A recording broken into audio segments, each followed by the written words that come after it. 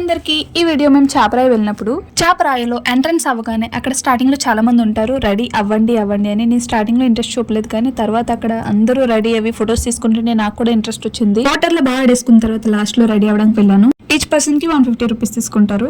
Sorry ornaments అన్ని వాళ్ళవే. అన్ని ready చేసిన తర్వాత మన చేతిలో ఒక బిందె పెట్టి వెళ్ళిపోండి అని పంపించేస్తారు. మన ఇష్టం వచ్చినంతసేపు ఉండొచ్చు. ఫుల్ గా వీడియో చూడండి. పరుగు పరుగు పాయలోన పైకి పైకి తేలుతుంటే నురగ తీరుగా ఉన్నవే